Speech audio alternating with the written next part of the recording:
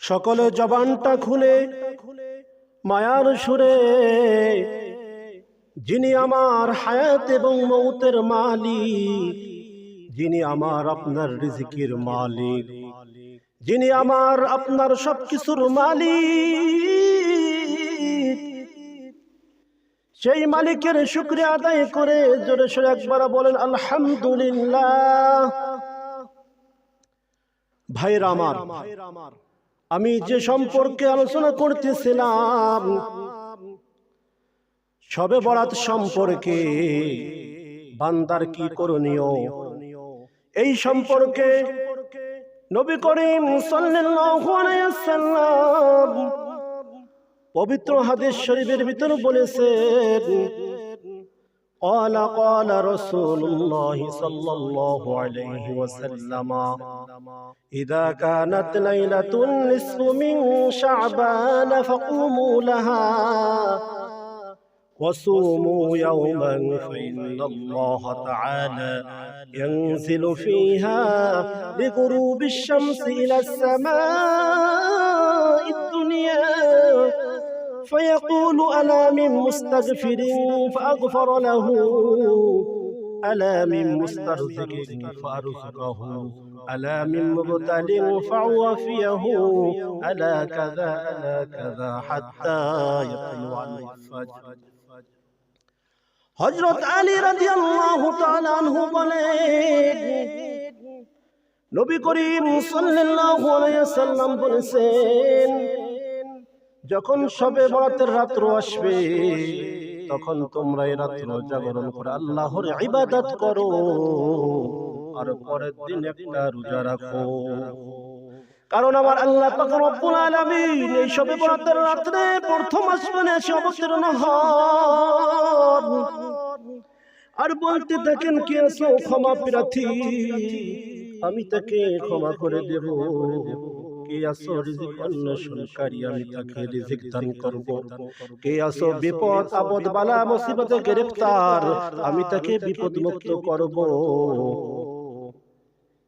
বিপদ আপদ মুক্ত করব। কে আছো অমুক সমস্যায়, কে আছো অমুক সমস্যায়। এইভাবে আল্লাহ পাক রব্বুল আলামিন বান্দাদেরকে সবহে সাদেক পর্যন্ত ডাকতে থাকেন। এই হাদিস পবিত্র ইবনে মাজাহ শরীফের একম খণ্ড 100 পৃষ্ঠা ও মুসকাত শরীফের একম খণ্ড 152 পৃষ্ঠার মধ্যে আছে।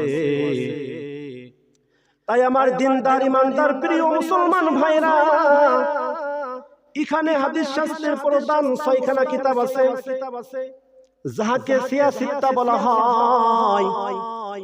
তার মধ্যে 2খানা কিতাব পবিত্র তিরমিজি শরীফ, ইবনে মাজাহ শরীফ, আর অন্য হাদিস থেকে স্পষ্ট প্রমাণ পাওয়া গেল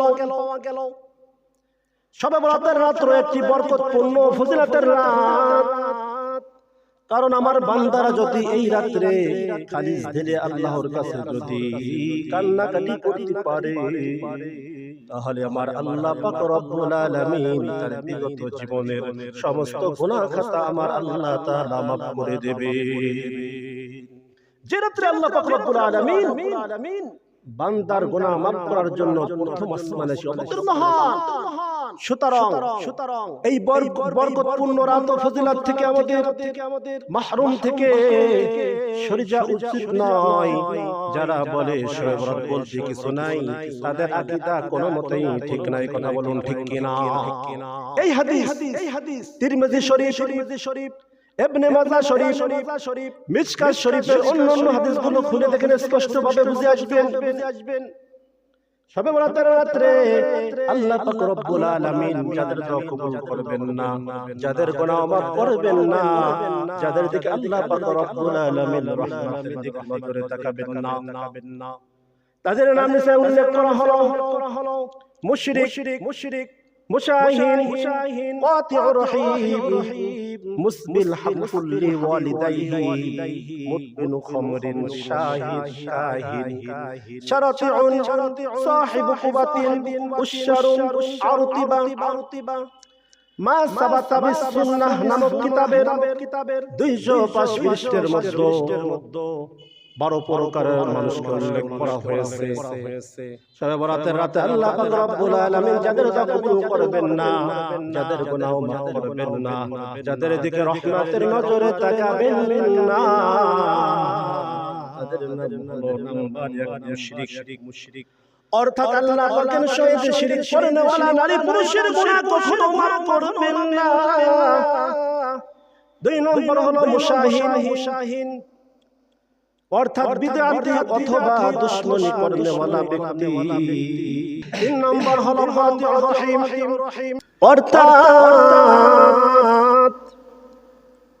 যে সন্তান মায়ের সাথে নাফরমানি করে অথবা যারা যে আত্মীয় সদস্যের সাথে সম্পর্ক ছিন্ন করে, যে তার মা বাপ ভাই বোন দাদা দাদি নানা নানা খালু দাদি যাদের সাথে আত্মীয় সম্পর্ক ছিন্ন করে, তাদের আল্লাহ রব্বুল আলামিন শবে বরাতের রাতে কবুল করবেন না এবং তাদের গুনাহ আল্লাহ রব্বুল আলামিন শবে বরাতের রাতে মাফ করবেন না। নাম্বার 4 মুসবির, অর্থাৎ যে ব্যক্তি পারে টাকনুন নিচে পায়জামা লুঙ্গির অহংকার বশত ঝুলিয়ে পড়ে, আল্লাহ পাক রব্বুল আলামিন তাদেরকে মাফ করবেন না। 5 নম্বর হলো হাক্কুল লিওয়ালিদাইহি, অর্থাৎ যে সন্তান তার পিতামাতাকে কষ্ট দেয়, পিতামাতার খোঁজ খবর নেয় না, যত্ন করে না, শবে বরাতের রাতে আল্লাহ পাক রব্বুল আলামিন কবুল করবেন না এবং তাদেরকে ক্ষমা করবেন না। 6 নম্বর হলো মুদবিনু খামরিন, অর্থাৎ যে ব্যক্তি মদ শরাব পানে লিপ্ত তার দর কখনো করবেন না। নাম্বার 7 শাহিদ, অর্থাৎ যে ব্যক্তি জাদু করে, জাদু করা কোরআনের ব্যক্তি আল্লাহ পাক রব্বুল আলামিন গুনাহ মাফ করবেন না।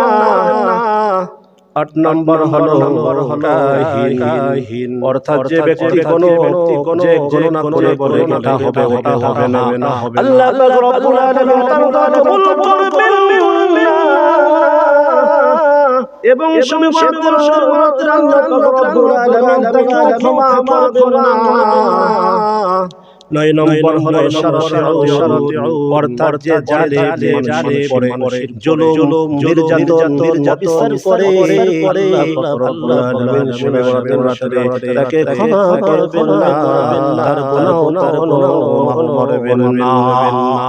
10 নম্বর হলো সাহিবুল, অর্থাৎ যারা গান বাজনার বিভিন্ন বাদ্যযন্ত্র ঢোল তবলা হারমোনিয়াম ইত্যাদি বাজায়, তাদের আল্লাহ রব্বুল আলামিন কবুল করবেন না।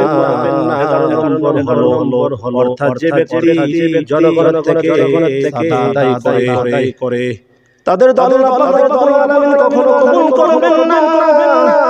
12 নম্বর হলো আরতিবা, অর্থাৎ যে ব্যক্তি যুবকরা অভ্যস্ত ব্যক্তি আল্লাহ কখনো কবুল করবেন না। শবে বরাতের রাতে আল্লাহ রব্বুল আলামিন তাদের গুনাহ মাফ করবেন না। হ্যাঁ, এই প্রকার গুনাহের মধ্যে আমরা লিপ্ত আছি। হ্যাঁ, আমরা এই সমস্ত বসে থাকবো না যে আমার কবুল হয় না, কারণ এই রাতে গনিমত করে আল্লাহর শাহী কান্না করে আল্লাহর দুই ফোঁটা চোখের পানি আল্লাহকে ফেলাইয়া দেখাইতে পারে আর তওবা করেন যে আতাইবু হাবিবুল্লাহ বাকারি রাব্বানা তাআলা দুনিয়া, যে আমি আর হারাম আমি আর দুষ্কর্ম মানুষ থেকে করব না, অন্যায় ভালোবাসা ধর্ষণের সাথে করব না। আল্লাহ রব্বুল আলামিন মারহাবা ঠিক কিনা, কারণ আল্লাহ রব্বুল আলামিন তিনি ওয়াশির ঠিক কিনা।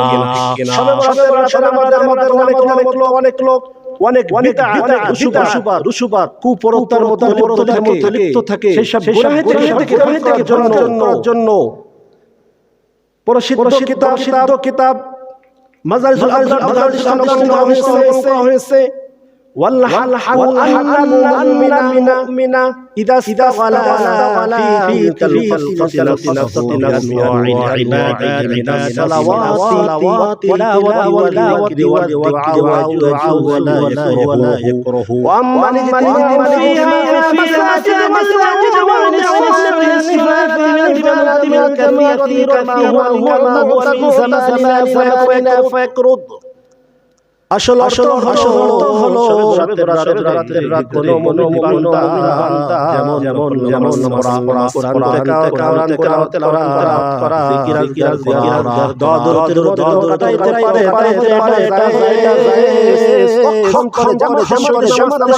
আদায় করা নিয়ম কোথাও আমাদের দেখা যায় সম্পূর্ণ গুনাহ সম্পূর্ণ তাহরিম